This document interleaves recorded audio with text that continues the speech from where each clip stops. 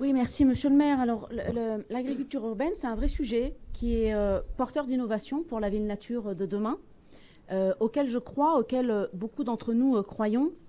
Et je voulais inviter monsieur Bach, mais peut-être l'a-t-il déjà lu, à lire quand même ce célèbre ouvrage de Mandras en 67 qui s'appelle La fin des paysans. Parce que, en fait, plus personne aujourd'hui dans le monde de l'agriculture n'est un paysan. Aujourd'hui, tout est accompagné de technologie, tout est accompagné de progrès et d'utilité et d'aménité. Donc on a un vrai sujet là-dessus. Enfin, je vous invite à lire. C'est une référence, Mandras, en sociologie. Voilà. Donc après, vous en pensez ce que vous voulez, ça vous fait rire, c'est pas grave. Mais voilà, La fin des paysans, 1967, ça vous éclairera peut-être sur les enjeux de l'agriculture aujourd'hui et ce qu'elle est devenue depuis 1970 et de comment elle évolue aujourd'hui.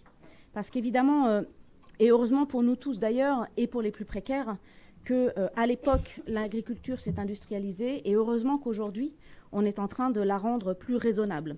Donc je crois qu'il ne faut pas nier ces enjeux-là, parce que finalement, l'agriculture urbaine, qui est un vrai sujet, vous le réduisez à un petit gadget, en réalité. Donc je ne vais pas être très longue, parce qu'en réalité, il n'y a pas grand-chose à dire, puisque vous ne faites pas grand-chose. Vous faites la promotion dans votre cartographie du bar radis. Et moi, ça me fait marrer. Le bar radis, ce n'est pas un espace agricole, hein, c'est un bar. En terrasse, certes, très sympa, mais enfin, ça reste un bar. C'est pas une production agricole massive. Et puis ensuite, revenons à l'essentiel aussi. Ne vous énervez pas, ça va bien se passer. Revenons à l'essentiel aussi. Bah oui, bien sûr. Revenons aussi à l'essentiel. C'est la question des besoins alimentaires des Grenoblois.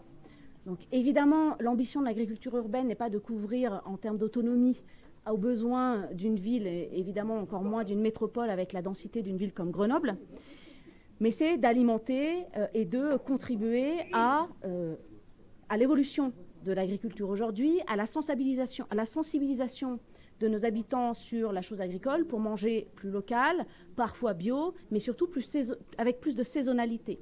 Donc tout ça contribue à l'éducation collective de comment mieux manger et comment mieux cultiver. Mais néanmoins, la façon dont vous l'utilisez, c'est tellement tout petit, c'est vraiment des échelles tellement minuscules, sans grande vision, qu'en fait, encore une fois, c'est un gadget, c'est réduit à un gadget à Grenoble, alors que c'est un vrai sujet dans plein d'autres métropoles. Et je ne peux que le regretter, je ne serai pas plus longue, parce que franchement, il n'y a pas grand-chose à dire.